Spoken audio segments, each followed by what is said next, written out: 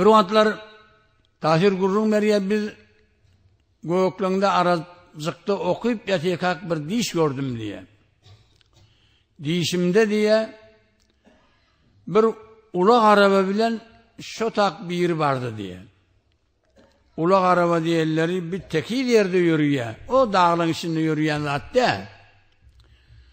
Şonla kıygırdı diye yarcan deyip hücreden çıktım. Gel bir amanadın mı? Falan kes şu amanadı sana ýibert deyip diye gördüm bir jaýby diye. Getir akedi diye hücreye girip açtım. Gördüm bir dekmeç bilen niye 11 kase var içinde diye. Onun için de yankı bolya tanrıya kalın diye şona çıkacak bolumda oyunu yaptırın diye.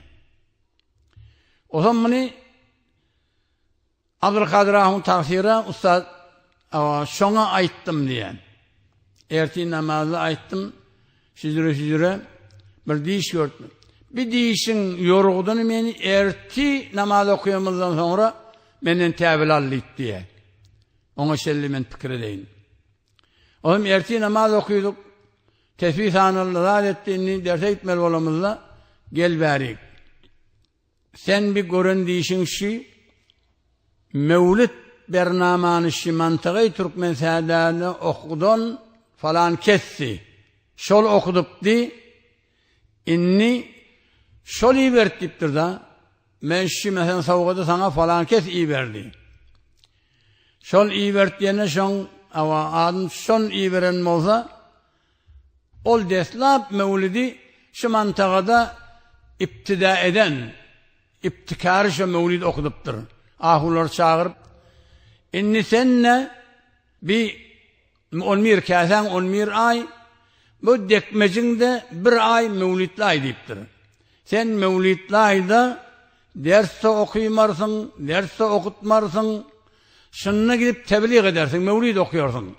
Mevlid okuymayan oğullara barıp mevlid okuyorsun. O bir dekmeç, doğal dekmeç bilen koyup 11 kaseni doldurulya. Sen şu bir ayda bir kadri tebliğ et, şu bir aydaki tebliğin tesiri belki 11 aya bolup dursun diyeyim. Şuna tabir etti diye. Bolya tahir diyeyim. Onun tahir neymiş etti? Mevlid'de ders koyup, bizler de akidip, ova aylanıp, Mevlid'e rıvaç verdi. Yani Ayşe Kolyan'ın rü'ya diyenlerinin heyvuru hakikati var. O rü'yayı mermuza, muşra, böyle elekide, Peygamberin ağzından çıkan gibi rü'ya diyenleri, Peygamberliğin 46 bölüğünden bir bölüktür diye elekidatten ahi. Onun için şu rü'yanı gören salih adam olsa, şunu yorduracak kulağınızda da bir alim, bilyen adamı yordurun.